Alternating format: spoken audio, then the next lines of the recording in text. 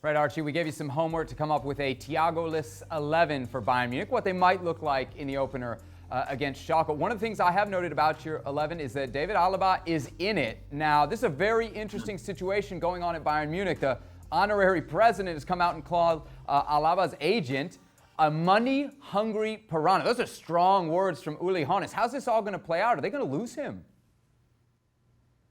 I don't think that they'll end up losing him, not at least this summer, because the wages that David Alaba and his agent, Zahavi, want are not going to be paid by any club in Europe, because on top of that, they will need to pay Bayern a vast sum, even if Alaba is entering the final year of his contract. Now, Alaba is an incredible player. I think that the way that he's shifted into the centre-back role and is one of the most commanding players, and you can hear that as well in these empty stadiums more than anything. You see how him and Thomas Muller are so important for organising the team.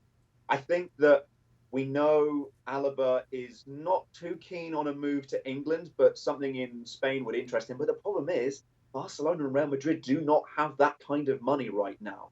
So ultimately, I do see him staying at Bayern, and he is an incredibly important player. And I think he's that important by the amount of noise that has been made around him right now, with Uli Hoeneß, the honorary president, Karl-Heinz Rummenigge, coming out today saying that everybody needs to pipe down and that everyone should stop commenting on it. But you wonder if the Bayern chairman himself really needed to come into the media himself to say that and make that point, whether he could have just done that quietly with a few phone calls. Derek, you heard Archie, I don't want to say struggle, but take his time to come up with a weakness in this Bayern squad. Do you see one? There's not an obvious weakness, Seb. When you look at this Bayern team, they are the Champions League winners. They are the best team in the world, really, you've got to say, at the moment. And I think if you're looking at weaknesses, it really might come down to, as Archie said there, it might come down to a lack of depth if they were to have injuries. But, we've been saying that for a couple of years now. If Lewandowski were to get injured, who would play? They've got Joshua Zirkzee, who came on as a substitute to great effect a few times last season. But beyond that, not an obvious man for that position. But, Müller's played there in the past. They do come up with solutions. And I think Bayern will do that again, should it come to that. But I think the squad is strong enough, even though Hansi Flick is a little bit frustrated because he goes into this new season not knowing exactly what the squad is going to look like. Of course, the transfer window runs until the 5th of October. 8 straight titles then in the Bundesliga for Bayern Munich. Archie, who's their biggest threat this year? It's still Borussia Dortmund, but the question is, can anybody produce the kind of consistency that is needed to overcome Bayern? And to do that, you have to be playing a season in the Bundesliga which is getting you over 80 points.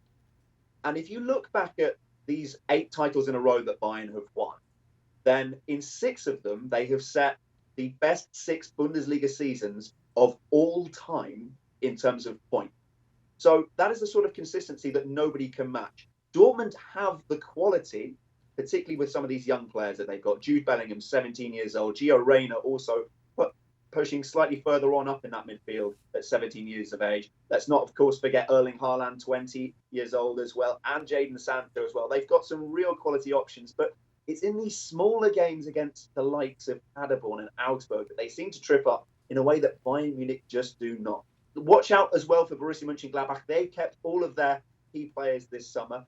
RB Leipzig have obviously lost Timo Werner and Patrick Schick going back from his loan firstly to Roma and then going on a permanent deal to Leverkusen. But Leipzig under Julian Nagelsmann are never to be underestimated.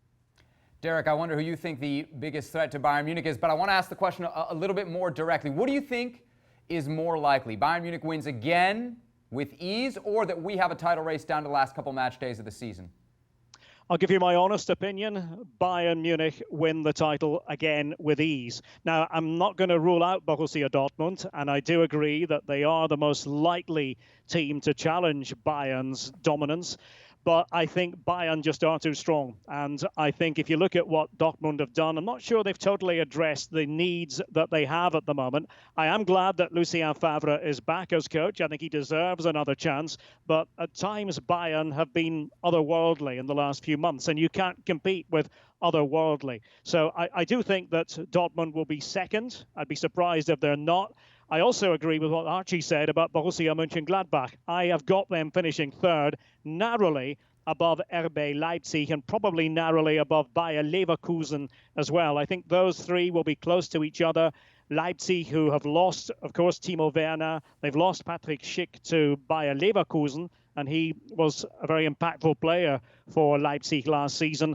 I'm just not sure about Leipzig in terms of where they are at the moment, and is it going to be one step back in their development, really for the first time since they became a Bundesliga side. So those three, in no particular order, but I like the stability of Gladbach under Marco Rose, the second year of their power project, that very compelling style of football, the counter press, very much what Marco Rose has wanted to do. So that will be compelling. But Bayern and Dortmund 1 and 2, and I think a gap between Bayern and Borussia Dortmund again.